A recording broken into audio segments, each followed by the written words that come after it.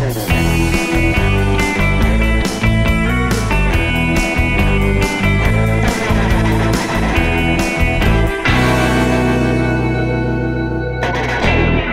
ketemu lagi di 4 Babak bareng saya Melanie Subono. Nah, orang yang hadir di sini juga ada 4, ya kan? 1, saya Melanie Subono. Yang kedua, hari ini nih saya ada caleg Golkar, ada Wanda dan ada Heru. Yes. Halo. Orang keempat. Orang keempat, pelengkap karena harus ada 4 gitu, bangku keburu 4 daripada nggak ada isinya. Coba perkenalkan dirimu. Saya Gian, saya bukan siapa-siapa, iseng aja duduk di sini, lengkap. Seperti Golkar ada nomor 4, jadi 4 orang. Nah gitu, pokoknya harus genap 4. Nah, hari ini karena yang datang di sini nih nggak jauh-jauh ranahnya dari ranah hukum. Tahu nggak? Apanya hukumnya? Iya, belum tahu kan, makanya kita mau nanya. Dengerin dulu. Iya loh. Kan, karena nggak jauh-jauh dari ranah hukum, kita mau bicara tentang hukum. Tapi kita nggak mau bicara berat nih. Yang penting karena kan banyak nih ngeliatnya di medsos dimanapun, banyak orang sosok ikutan ngomong hukum, tapi sebenarnya mereka juga nggak paham-paham banget. Betul. Lalu di situ aku juga sadar bahwa kadang-kadang penjelasan atau sosialisasi tentang hukum juga nggak jelas. Yang ngerti banget cuma orang hukum. Aku anak hukum yang sekolahnya mau bareng sama dia dulu. Kakak kelas, kakak Ini kelas. pinter, ini pinter jadi ini versi jadi penanya aja gitu Senior. kan. Beda setahun sih. Seangkatan kita. Enggak, setahun di atas aku dong. Oh iya bener. Sekarang pada umur tertentu beda setahun itu penting. Oke. Kita akan berbicara soal hukum dan kenapa tema yang aku pilih ini hukumnya dari sejuta hukum yang ada adalah satu ini adalah karena ini kayak paling viral, paling menjadi masalah dan paling sering dibicarakan sama orang. Ya, saya akan bicara tentang UU ITE. Ya kan, itu kan viral banget tuh. Abu-abu tuh ya. Abu-abu. Katanya ada yang bilang abu-abu, ada yang bilang jelas banget. Tergantung. Ya tergantung yang lihat siapa kan. Tahan dulu. Di sini boleh saling setuju, mau nggak setuju, saling bantah boleh, terserah. Yang penting waktunya 4 menit untuk ngobrol. Nanti kalau udah nyampe 10 detik terakhir, akan ada countdown-nya 10, ada bunyi di sini nanti kamera. Nah itu harus berhenti. Nggak ada yang salah, nggak ada yang benar. Kita langsung lanjut ke pertanyaan berikutnya. Selesai nggak selesai? Kumpulin. Sekolah banget tuh ya. Oke, coba. Babak 1 coba angkanya 4 menitnya. Oke, kita mulai ya. Pertanyaan pertama, menurut saya dan menurut banyak banget netizen yang ada nih, UU ITE itu diciptakan tuh kayaknya sebenarnya buat kepentingan orang tertentu. Walaupun banyak yang bilang emang untuk melindungi rakyat sih, tapi lebih banyak yang berpendapat, ini sebenarnya untuk mengamankan orang-orang tertentu sih. Bener apa nggak pendapat masing-masing? Mulai. Benar. Aku langsung jawab kenapa. Terserah siapa yang mau jawab duluan. Benar, kalau aku I'm so against undang-undang ITE ya. Anti ya? Anti banget. Jadi aku setuju dengan revisi total ITE karena sebetulnya aku pikir tadinya ITE itu adalah mengenai kejahatan digital, ternyata enggak gitu. Dalam hal jadi coba. Sekarang menurut aku undang-undang ITE itu dipakai untuk pembungkaman kepada mereka, pembungkaman terhadap aktivis, pembungkaman terhadap pembela HAM, dan nggak cuma itu, pembungkaman terhadap rakyat yang berani berbicara, mengkritik negara, ya, mengkritik negara tuh kan kemarin kita lihat ya kasus-kasus ratusan bahkan udah ribuan nih korban dari UU ITE ini. Nah menurut aku dan undang-undang itu ya sekarang ini coba lihat yang jadi korban semuanya. Pasti yang lemah, yang kecil. Dipakai oleh yang punya akses, yang berkuasa, yang punya uang. Pasti modusnya gitu. Ujung-ujungnya punya uang. Iya. Kalau mau dibantah silakan loh. Ditambahin ke waktunya 4 menit kalau berdua loh. Waktunya 4 menit kalau berdua Nggak loh. mungkin yang rakyat kecil yang ngaduin. Iya betul. Padahal yang ditindas dia gitu ya. Tapi mereka nggak bisa ngaduin UU ITE ini. Hukum masih berlangsung untuk mereka yang punya uang ya. Jadi ya pembungkaman terhadap Pada dasarnya kan kenapa hukum ini dibuat kan untuk mengatur biar ada batasan-batasan yang jelas nih. Jangan sampai bablas. Sekarang kan kita sedikit setiap hari kita bahasnya di media sosial terhadap fakta-fakta yang belum jelas kita sebarkan, kita viralkan. Ini kan kalau tidak diatur dia akan berbahaya dan berdampak negatif terhadap masyarakat juga. Jadi gunanya ITE itu untuk mengatur agar kita boleh mengekspresikan diri, boleh sebebas-bebasnya di dalam dunia digital, dalam dunia itu ada batasan-batasan yang harus kita tetap kita aturi. Aku sih nggak setuju sama sekali. Itu bukan, menurut aku gini loh, Bayangin aja, kamu mengkritik, masa nggak boleh mengkritik berdasarkan data loh, Ya. gitu ya. Masa di ITE? Tapi ada kalau mengkritik, yuk mengkritiknya di mana gitu. Sekarang saya Ini kan mengkritik. ITE pasti ngomong media sosial. Iya, ya makanya kalau mengkritik ada jalur-jalurnya dong. Kalau memang dia mengkritik, Maksudnya mengkritik kita nggak boleh berbicara gitu? boleh bebasan Kita nggak boleh berbicara menulis? bebas Ya, berbicara. boleh. Cuma kan ada aturan-aturan. Kalau memang mengkritik, sampaikan dengan bahasa yang jelas pada forum yang jelas gitu. Jangan sampai, oh ini faktanya belum jelas, langsung diketik, diviralkan. Itu yang diatur oleh ITE, batasan seperti itu. Kenyataannya nggak begitu. Kenyataannya nggak mendekati itu. Kritik berdasarkan data yang sahih pun, Ya. ya kan? Kita kritik jalanan hancur, Bolong, jalanan kena. rusak. Tapi sekarang Kritik. jadi delik aduan ya. Kalau memang merasa dirugikan, ayo silakan dilaporkan gitu. Ya, sekarang bisa dikenakan oleh siapa aja dong. Ya. Berarti semua yang merasa nggak suka, ya kan? Kamu bayangin aja ya. Mel, aku bilang kamu jualan krim muka, saya pakai krim muka kamu. Saya bilang muka saya gatal karena pakai krim ini. It's based on fact dong. Memang faktanya Kamu di gitu. ITE loh. ITE sampaikan ke yang membuat produknya. Oke. Ya kan? Kalau nggak kenal langsung, ya taunya lewat medsos gitu kan. Aku beli ini di toko kan aku nggak tahu siapa yang bikin Cuma misalnya. memang Loh, itu kan sekarang kebebasan permasalahan customer kan dilindungi Iya, dong. Gitu. permasalahan Masa memang seperti menyampaikan, mana mungkin kita menyampaikan lewat produk, oh ya muka Anda kali yang salah gitu. Kan nggak, it's not like that ya. Tapi memang perlu ada bagaimana? koreksi juga ya, bahwa sebenarnya kan memang sekarang kan viral. Iya. Beberapa perkara yang viral terlebih dahulu baru diproses. Ya nggak viral, nggak Nggak diproses. viral nggak diproses. Ya, tapi bukan aturan ITE-nya yang salah. Ini masalah mungkin viral ini memberikan atensi lebih pada petugas-petugas penegak hukum. untuk Abi. Ya, selesai. Kita pindah ke pertanyaan berikutnya. Sabi. Tahan dulu. Seru nih sama Kamel, seru nih. Nih ya, menyambung yang tadi. Nih ya kan, kalau dulu aku sekolah hukum ya, ada delik anu, delik ini, delik itu. Memang sekarang dikenal delik viral. Masalahnya, nggak bisa ngomong hanya ya, 90% dari kasus yang akan diproses adalah kalau dia sudah masuk delik viral, mau peduli dia pidata atau perdata atau pidana atau apapun. Yang penting dia delik viral. Masalahnya, itu kadang-kadang menjadi jalan satu-satunya orang untuk diproses. True. Karena kalau nggak diproses. True, betul. Ya kan? Coba silakan dilanjutkan, didiskusikan. Oke, mulai. Silakan. Ya, ini kan dari sekian banyak perkara kan hanya ada beberapa perkara aja yang viral. Yang tidak viral juga tetap diproses. Kata siapa? Ya, saya juga mengalami beberapa laporan kita yang lapor kepada penegak hukum ya diproses. Cuma yang viral ini menjadi atensi yang saya sampaikan bahwa begitu ini viral, ini semakin cepat prosesnya. Yang Dan mungkin kemudian orang yang memviralkan itu malah ditangkap kena ITE. ya tergantung daripada apa yang diviralkan. Jadi kan ada beberapa kemungkinan nih. Kalau memang perkaranya biasanya kita jalan dengan laporan, nanti ada BAP, tapi dengan proses ini viral, jadi proses dipercepat, jadi atensi. Jadi memang ada tim yang biasa mereka bentuk untuk itu, dan memang difokuskan untuk menangani perkara yang viral itu. Bu, Mestinya kalau hukum kita berjalan, nggak usah viral juga diproses. Harusnya. Mestinya. Seharusnya gitu. Mestinya. Jadi Mestinya. hukum itu nggak cuma tajam ke bawah, tumpul ke atas. Atau hukum itu nggak cuma milik mereka yang nggak harus viral itu. Harus viral itu kan hanya pucuk gunung es, ya. Di bawahnya ada ribuan mungkin jutaan kasus yang nggak viral tapi nggak kelihatan, nggak Benar. diproses. Jadi menurut aku mestinya kita ini kan negara hukum. Keadilan itu, hukum itu bisa diakses oleh semua kalangan. Dan Pak Jokowi suka bilang bela yang lemah, bela yang lemah, bela yang lemah. Tapi yang terjadi nggak seperti itu. Ini menurut aku ini terjadi karena banyak lip service gitu ya. Oh ya kami, jadi mereka ingin terlihat bekerja mengurus kasus-kasus yang viral. Padahal yang nggak viral Banyak juga.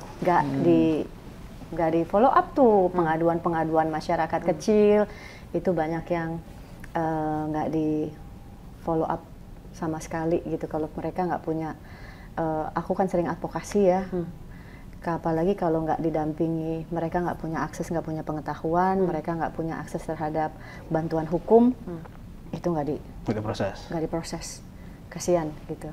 salah kan mereka Mestinya yang mau nggak viralkan, gitu. tapi akhirnya tuh diproses. Ya. Ya mestinya kalau hukum bekerja kan nggak begitu, Mel, ya. Maksudnya normal.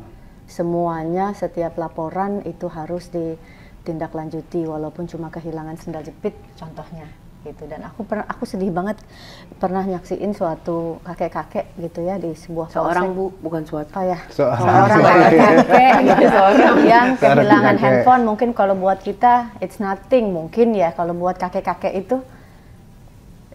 itu barang mahal yang milik dia, yang mungkin dia pakai buat bekerja di polsek, kehilangan handphone. Pak, ini handphone saya hilang, tapi ada CCTV-nya nih, gitu. Kamu tahu nggak polisinya bilang apa? Polisinya bilang, nah tuh Bapak udah tahu siapa yang ambil, tangkap aja sendiri. Nah, itu nggak boleh juga itu. Nah, nggak, yang ini potret di Benar. masyarakat ya. Yang kita temukan dalam kehidupan Yang sehari-hari. kecil-kecil loh, yang terjadi. Terus aku pernah advokasi kekerasan seksual, Mel. Aku bilang, Bu, cepetan minta visum ke dokter. Tapi visum itu kan nggak bisa kalau nggak ada pengantar dari ke polsek. Di polsek, tahu nggak, Mel? Kamu bayangin nggak jadi korban datang ke polsek itu kan udah memerlukan suatu keberanian yang luar biasa. You know what happened sampai polsek? Ditolak, Mel. Kenapa? TKP-nya bukan. TKP-nya kan nggak di Jakarta, Bu. Ibu balik lagi sana ke Riau. Aduh, Mel. Bayangin ya, digituin ya, Mel. Padahal ketika ke Mabes itu diterima. Oh iya, karena Mabes wilayahnya seluruh Indonesia kan. Ya, polsek kan juga. Ya. Mestinya Harusnya polsek nggak bisa terima apa menolak. enggak? Harusnya polsek terima apa enggak? Habis. Masa kita ada kejahatan nggak diterima tuh gimana? Habis. Babak ketiga. Oke, babak ketiga. Pertanyaan saya, ada yang bilang jujur itu salah, ada yang bilang jujur itu kebablasan, ada yang bilang hal mengadukan sesuatu itu kasar, tergantung siapa yang ngelihat. Sementara hukumnya sendiri, kamu setuju tadi abu-abu kan, tidak benar-benar didetailkan kan apa yang kasar, Yang awam apa kurang tahu. Yang awam tidak benar-benar tahu gitu. Apakah menurut kalian UU ITE ini memang benar-benar abu-abu atau udah cukup jelas? Mulai. Silakan mulai. Ya. Kalau tadi saya sampaikan, kalau hukumnya jelas, ya kan? Hukumnya jelas, aturan-aturannya jelas, aturan yang diatur dalam undang-undang itu jelas. Cuma pelaksanaannya terhadap masyarakat itu seperti apa gitu. Yang saya sampaikan bahwa tidak boleh kebablasan dalam menggunakan media elektronik, terhadap memviralkan sesuatu yang belum jelas faktanya juga tidak boleh kebablasan. Terhadap informasi yang juga belum jelas fakta-faktanya juga tidak boleh kita broadcast, kita sebar luaskan. Makanya sekarang kita juga selaku orang muda selalu kita ingatkan bahwa dapat informasi kita telah dulu nih, kita cek dulu kebenarannya. Kalaupun udah benar, ya tidak juga kita viralkan. Gitu. Kalau saya seperti itu. Walaupun sudah fakta. Walaupun sudah fakta ya, kalau memang udah fakta ya, kalau memang ini dalam bentuk pidana ya silakan dilaporkan. Kalau dilaporin dicuekin? Nah, kalau laporan dicuekin berarti kan ada masalah dengan penegak hukumnya berarti kan. Makanya kan kita ada lembaga bantuan hukum. Ya kan, sedangkan di Golkar kita juga ada tuh lembaga bantuan hukum bagi masyarakat-masyarakat yang membutuhkan bantuan hukum, terdapat masalah-masalah sosial di masyarakat yang mau kita bantu untuk proses secara hukum, ya kita bantu, kita dampingin. Bu? Ya, undang-undang ini kan undang-undang pembungkaman terhadap kebebasan berpendapat ya, udah jelas itu maksud dan tujuannya apa dibikinnya. Gitu. Untuk membatasi.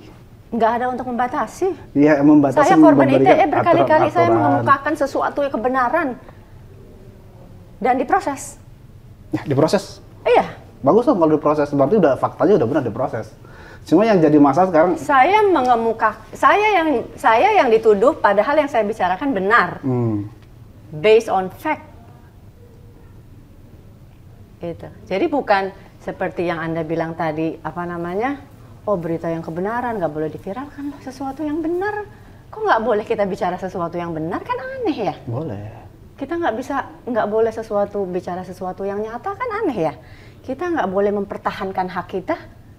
Kita bicara mempertahankan hak kita, kok aneh ya? Itu kan juga, kita nggak boleh bilang, kamu jualan, saya bilang kopi kamu nggak enak, terus saya kan aneh ya?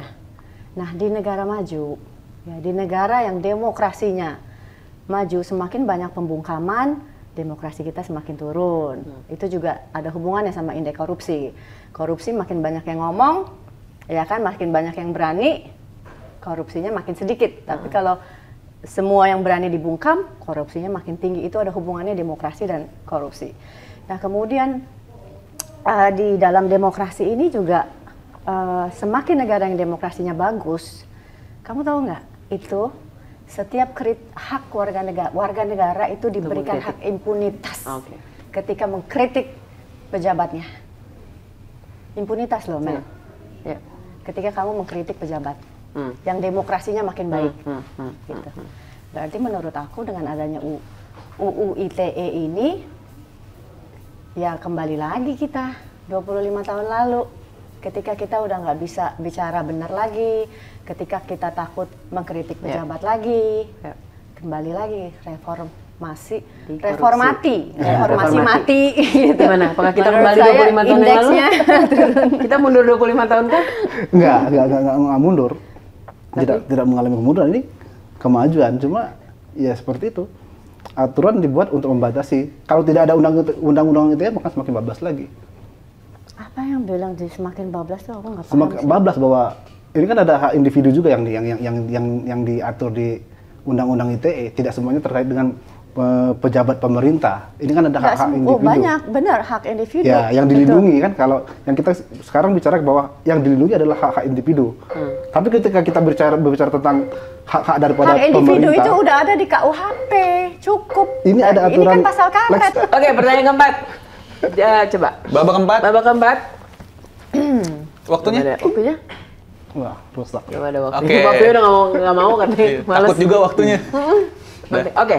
Pertanyaan keempat dan terakhir adalah, faktanya UU ITE itu ada dan sering banget diberlakukan.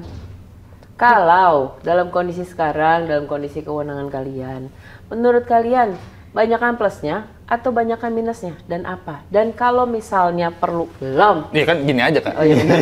Kan gini gatel. Kalau kalian punya kuasa nih hari ini, mendingan dihapus atau dilanjutin dan kenapa? Mulai. Ya gue udah pasti batalin lah. Iya. Gue masih lanjutin berarti. Oh iya silakan. Masih lanjutkan karena gini kita bicara ini aja ya, yang khusus terhadap video-video asusila kan. Ya kan video asusila ini kan sering terjadi Masalahnya dan marak terjadi dipakainya nggak sekarang. buat itu.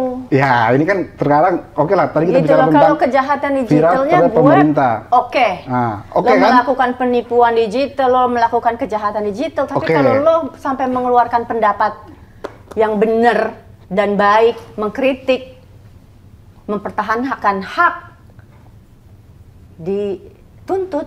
Nah, udah berarti gila memang kita tangkap ada dua. Ya ini nih, berarti pasal karet. Ya pasal Maksud karet gue, terhadap itu bisa pasal-pasal digunakan. tertentu karet. Saya pikir tadinya cuma buat tertentu, kejahatan digital, tapi ternyata bisa dipakai dan kebanyakan korbannya, coba let's say ya, kejahatan digital yang kemarin disebarkan kasus banyak ya, Rebecca. Memang kamu lihat nggak? Itu kan mestinya yang ditangkap tuh. Ditangkap nggak orangnya? Enggak, yang ditangkapin siapa? Yang berani ngomong benar, yang berani ngeritik pemerintah, yang ditangkapin yang seperti itu. Bukan penipuan digitalnya, baik itu banking maupun video-video. Itu malah korbannya jadi jadi udah korban, lo jadi bahkan dua kali jadi kalau korban. nggak ada aturan ITE, korban ini akan semakin ada aja nggak bisa diapa-apain gitu. Kalau nggak ada ya semakin nggak bisa diapa-apain lagi. Iya, ngomongnya Bu. Ke situ Bu nengoknya. Ke situ Bu. Gimana? Gitu sih.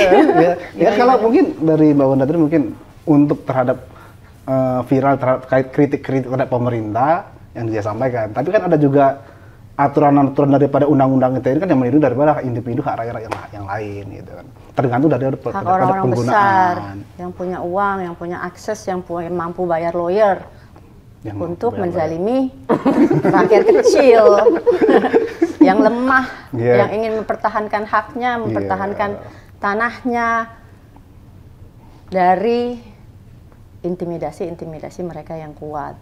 Oke, kalau Mas Dea kalau misalnya punya kuasa nih, apa yang mesti dipertahanin dari pasal itu, apa yang mesti dihapus? Ya, tadi pertanyaannya. Kemarin memang sudah ada perubahan kan yang sebelumnya ITE ini ditahan, tapi kan sekarang polisi sudah memberikan kelonggaran-kelonggaran bahwa memang ada kritik-kritik dari pemerintah, mungkin diproses dulu, harus orang bersangkutan untuk melaporkan gitu kan. Kalau dulu kan siapa yang merasa ini kritik ini tidak jelas, tidak benar, langsung siapa bisa melaporkan. Tapi kan yang melaporkan adalah harus yang bersangkutan untuk saat ini. Itu sudah dilakukan perbaikan-perbaikan. Untuk membatasi bahwa tidak semua orang bisa melaporkan terhadap pelanggaran undang-undang ITE. Nggak ada perbaikan sih.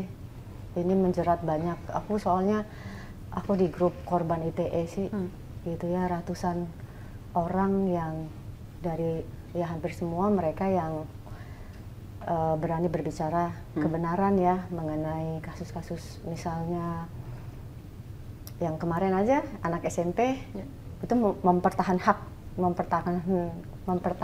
hak dia loh. Kalau nggak viral, gimana tuh nasibnya coba?